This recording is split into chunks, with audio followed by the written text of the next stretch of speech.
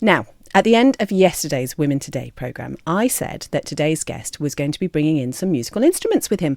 So far, not so strange. The unusual thing is, though, that his instruments of choice are, well, some of them are household objects. Simeon Wood, welcome. Hello, welcome, thank you. You are, first of all, a regular visitor to the Isle of Man. You've been here several times before. I have, over the last 6 or 7 years, yeah. Love your island, love it. Okay. We're going to go back, first of all, to little Simeon. You were 8 years old. You started by learning to play the flute. Again, very conventional. Yes. How do you move from that to playing things like, I don't know, a bicycle pump? Yeah, very, very easily. Yeah, doesn't everybody? You're looking at me as though I'm completely bonkers. Yeah. All a bicycle pump is, or a walking stick, or anything, they're just tubes, and if it's a hollow tube, then you can drill holes in and easily play it. So, like I've seen people play vegetables, carrots, and the like. Yeah, it is possible. Drill a hole in a carrot and play it. Yeah, I know. Amazing. Bottles, that's an obvious one. I think I probably started on milk bottles when milk bottles really were milk bottles and not cartons that you can't open. So, yes, it's quite normal. Is it not?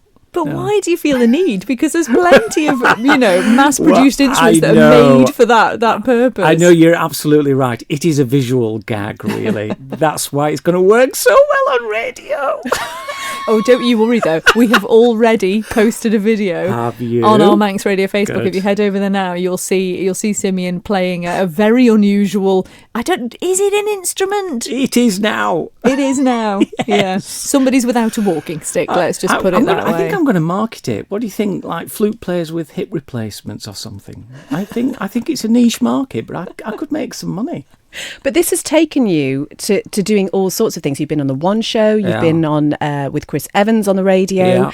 So, I mean, how do you... This is much more exciting. Well, I should hope so. I should hope so. Goes without saying. So when people ask you, Simeon, what do you do for a living? How do you answer them? Yeah, well, I evade the question. I just say I work for the Milk Marketing Board or something like that. No, I don't. I tell them I'm a musician, but really the music is a vehicle to entertain.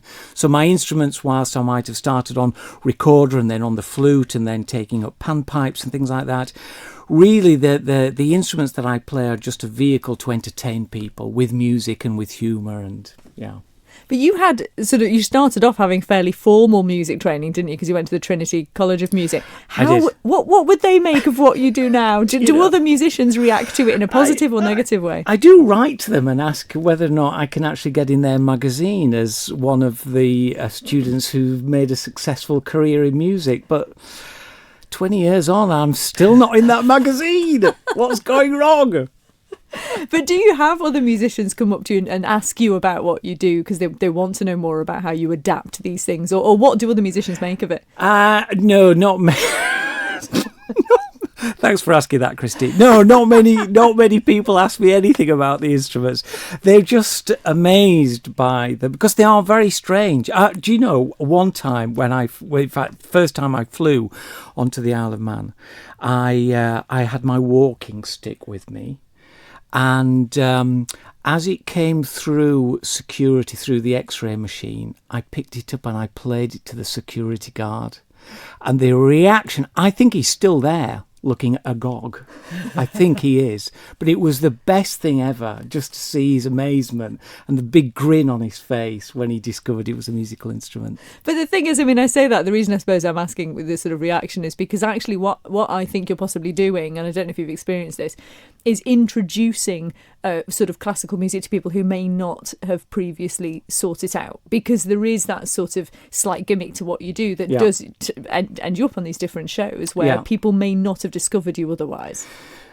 Yeah, and not just classical music, but all genres of music. I'm a firm believer that you might decide that you don't like a style of music, but if I can teach you to at least appreciate it and discover what comes from a piece of music and why it's been written, like rap music, the whole history of thousands of years of telling stories to rhythms and how amazing that is. I think probably what spoils it is perhaps some of the language and vocabulary that's used. So people decide that they don't want to have that kind of music in there, if they call it music, in their house. But I love to try and encourage people just to look and listen outside their normal listening strategy. So instead of just putting a particular station on, just actually go a little bit wider than that. And we can do that on the internet now. Mm-hmm. Do you know what? I don't think we can talk about this anymore without hearing an example of what you do. You have your big black Mary Poppins style bag with you. Yes. And you have a whole collection of things in there. Describe some of the instruments to us. Okay, so we've got traditional instruments from all over the world. So, for example, in this cover, which I've not shown you to yet. So here it is. It looks like a boomerang. Ooh. It does look like a boomerang. But if I throw it out, it will not return. That is the big difference. Okay. Might knock someone out. Yeah. So this is called the pan flute or the pan pipes. Okay. And instead of one pipe like a flute or a walking stick or a bicycle pump or a whistle, this has got several pipes and each one is pitched differently. It's made of bamboo, so it's got a very breathy sound, and that's what I love about it. I mean, to some of your listeners, maybe as I play this, it might just sound like a flute, but I'll try and make it a little bit more breathier and more ethereal. Okay. Ready?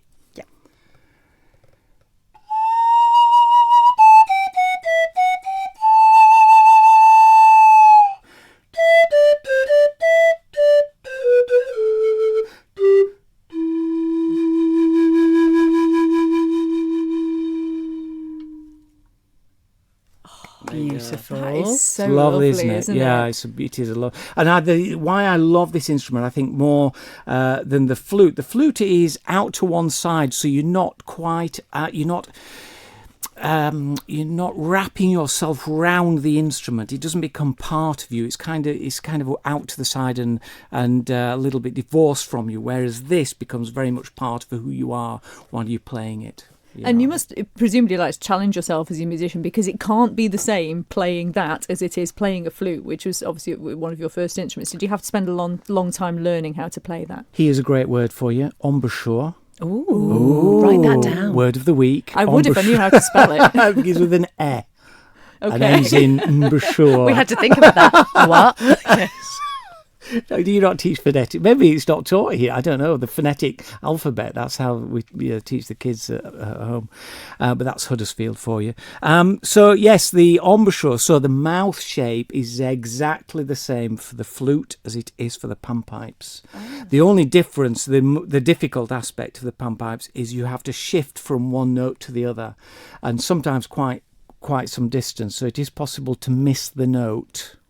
Is it a bit like playing milk bottles? Because it looks a little bit like that. Yes.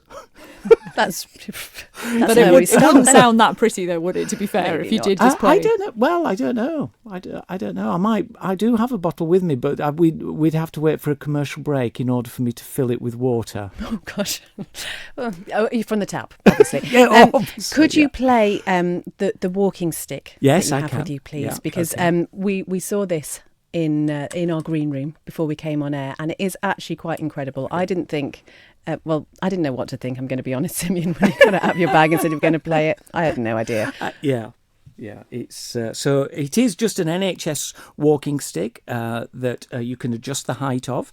It's got the foot on, the rubber foot, and then it's got the grey plastic handle as well. And it's metal. It's not a wooden. It is metal, stick. and it's not a wooden one. Yeah. So a typical NHS one. Here we go. What kind of music would you like, by the way? That's I was all ready then. No. Sorry, this is where we I. don't say rap Okay. music, isn't I'll it? tell you. Could we play Name That Tune? That's a good Yeah. idea. Okay then. Okay. Okay.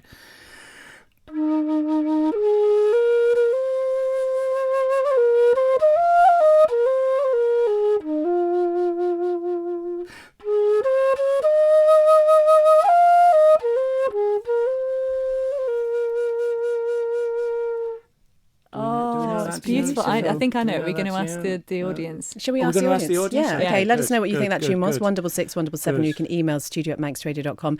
You've also composed music. You compose music for some fairly unusual programmes, slimming shows, celebrities and their dogs. Yes, celebrities and their dogs. How did this all start? Yeah.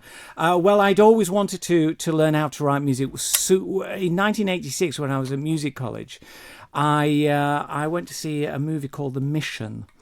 And the score for that, written by a man called Ennio Morricone, who's still writing fabulous music today. He'd written this gorgeous score for the mission, and when I heard it, it was all South American panpipes, but it was mixed with 17th century European style as well, because it was all about conquistadors and Jesuit priests coming from Europe and going to South America. And when I heard the music, I just fell in love with the whole sound. So not only did I want to learn how to play instruments from South America, I also wanted to learn how to write music of that ilk, and also perhaps get into TV writing too. So with a few pushes here and there, I opened a few doors, and I did, yeah. Wonderful. Yeah. Well, we're delighted that you're with us this afternoon, Simeon. What exactly are you doing on the island this week? This week I'm doing some shows. I've got a couple of shows. I've got one tonight. In fact, I'm hoping you know the details. It is at 7:30 at Belaf Parish Church. Everyone welcome. This is a free event, actually. So if you are inspired to go and hear more, you want to find out more about Simeon, do go along to that. And then I played at a Taizé service, which is an ecumenical group in France, and they have their own style of music. And I played that down at was it St Mary's Church down in Douglas, and that was stunning. What a beautiful church, by the way. Beautiful building. Inside. Outside, it doesn't look like it's going to be much at all, but once you get in, it's a holy place. It is stunning. So lots of things, but I think the last time I came over, I did 14, 15, 16 schools in 5 days. I've just recovered from that. That's taken 12 months, but that was the most incredible time. That your children, you should be so proud of them. And I wonder whether the parents were just wondering what on earth the kids were doing when they returned home and started to play, I don't know, music on pegs and stuff. Drilling out. We've had a text from Carol who said, "Was it Danny Boy? I might be barking up the wrong tree or totally barking." Was Carol right? Well, yes, Carol was right. Well done, yes. Carol. Well done. Do you take requests? Could we put that out to the listeners? Let's say I don't normally do requests, and this afternoon is no exception. Oh. So, Oh, come on. I might not know it. That'll be the terrible thing.